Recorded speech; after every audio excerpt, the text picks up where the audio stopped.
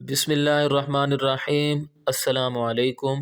انشاءاللہ آج کی ویڈیو میں آپ کے سامنے 9ویں جماعت کی اردو کی نئی کتاب جو کہ Punjab curriculum and text book board نے حال ہی میں شائع کی ہے، اس کے پہلے سبق یعنی حمد کے شاعر کا تعارف پیش کروں گا۔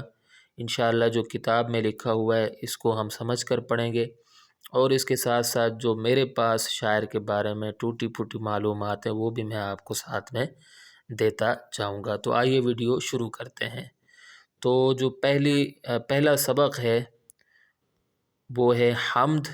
جیسا کہ آپ دیکھ سکتے ہیں سبق 1 حمد، اور حمد کہتے ہیں وہ نظم جس میں اللہ تعالیٰ کی تعریف بیان کی جائے، لیکن اس وقت میں آپ کو حمد نہیں سمجھا رہا، میں آپ کو شاعر کا تعارف بتا رہا ہوں۔ تو مظفر وارثی شاعر کا نام ہے۔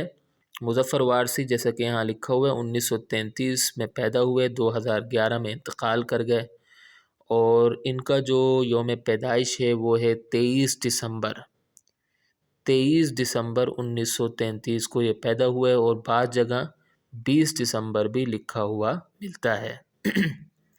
اور ان کا جو یوم وفات ہے وہ ہے 28 جنوری، ٹھیک ہے، 28 جنوری 2011 کو یہ انتقال کر گئے تھے۔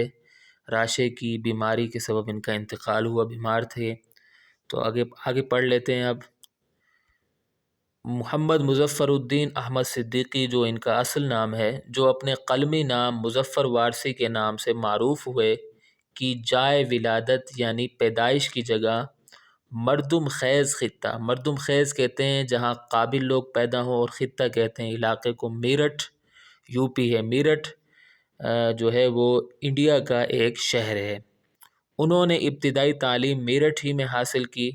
پاکستان کا قیام عمل میں آیا تو وہ بھی اپنے خاندان کے ہمراہ یعنی ساتھ کراچی آ گئے، جہاں اپنی تعلیم کو جاری رکھا۔ مظفر وارثی ابتدائے عمر ہی سے بڑے ذہین و فطین تھے۔ ذہین کہتے ہیں وہ شخص جس کا ذہن تیز ہو، جس کو بات یا کوئی چیز جلدی یاد ہو جائے، اس کو ذہین کہتے ہیں۔ فطین کہتے ہیں ہوشیار کو۔ ذہین و فطین آپس میں مترادف الفاظ ہیں۔ ذہین و فطین تھے۔ 1950 میں باقاعدہ شاعری کا آغاز کیا جو تا دم واپسی جاری رہا۔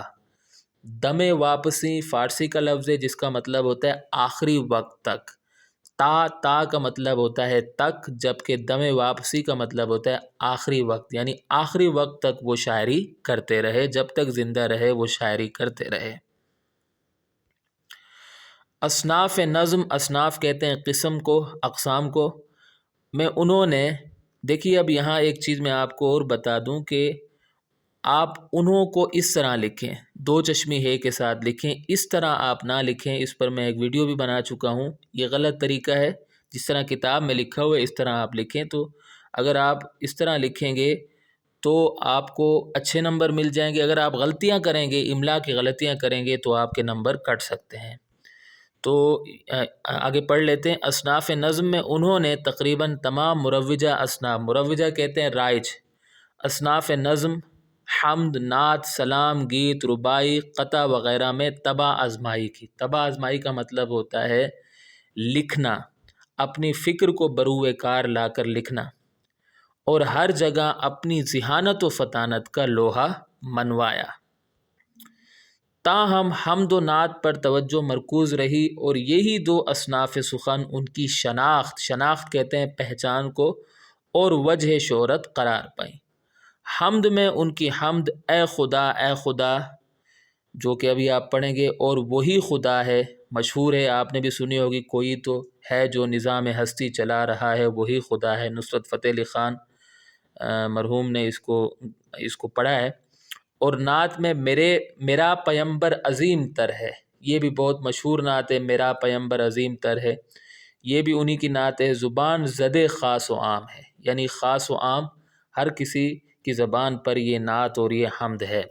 اور اس کے علاوہ تو کجا من کجا جو کہ ایک مشہور جو ہے نعت ہے، آپ نے سنی ہوگی، قوالی ہے، یہ بھی انہی کی لکھی ہوئی ہے۔ اور اس کے علاوہ یا رحمت للعالمین، الہام جامع ہے تیرا، اس طرح ہے، یہ بھی ان کی لکھی ہوئی ہے، اور لا نبی بعدی یہ بھی انہوں نے لکھی ہے۔ تو بہت ساری انہوں نے نعتیں لکھی ہیں، اور ان کی حمد بھی بہت ساری ہیں۔ ان کی شاعری کے مجموعوں میں باب حرم، یہ دیکھیں کتابوں کے نام آپ نے یاد رکھنے ہیں، اکثر کتابوں کے نام آ جاتے ہیں کہ یہ کتاب کس کی لکھی ہوئی۔ لہجہ، نور ازل، الحمد، کعبہ عشق، لا شریک، دل سے در نبی صلی اللہ علیہ وسلم تک، اور میرے اچھے رسول صلی اللہ علیہ وسلم شامل ہیں۔ اس کے علاوہ انہوں نے ایک خود نوش سوان عمری، یعنی اپنی زندگی کے حالات کے بارے میں بھی ایک کتاب لکھی تھی، جس کا نام تھا گئے دنوں کا سراغ۔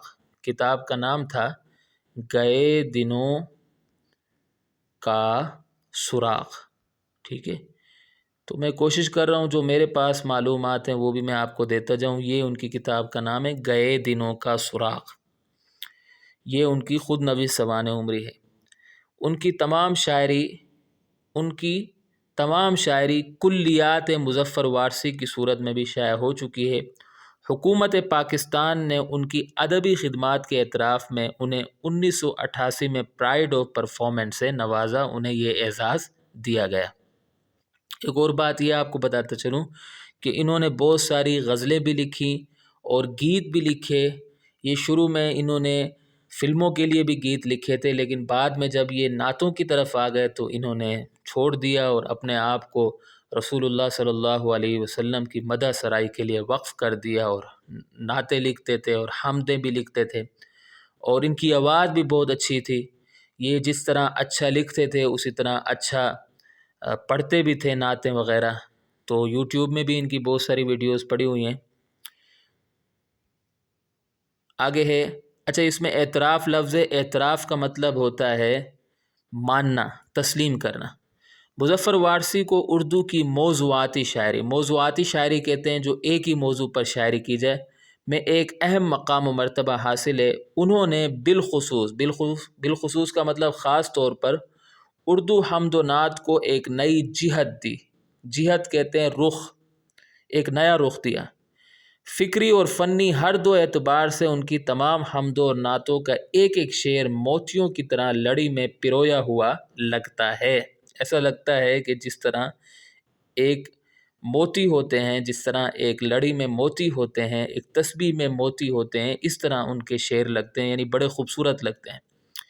شامل کتاب حمد، یہ زمیں یہ فلک ان سے آگے تلک، اے خدا میں مظفر وارثی نے جس انداز میں باری تعالیٰ کی ذات اقدس مطلب پاک ذات کہ ایک ایک پہلو اور کائنات کی تخلیق میں اللہ تعالیٰ کی ذات و صفات کو ثابت کیا ہے۔ صفات مطلب خوبیاں، وہ انہی کا خاصہ ہے، یعنی انہی کی خصوصیت ہے۔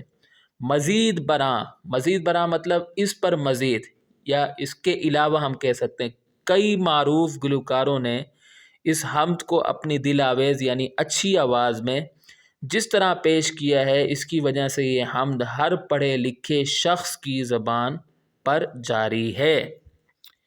تو یہاں آ کر ہماری ویڈیو اختتام کو پہنچتی ہے۔ میں امید کرتا ہوں کہ آپ کو ویڈیو پسند آئی ہوگی۔ اگلی ویڈیو تک کے لیے مجھے اجازت دیں۔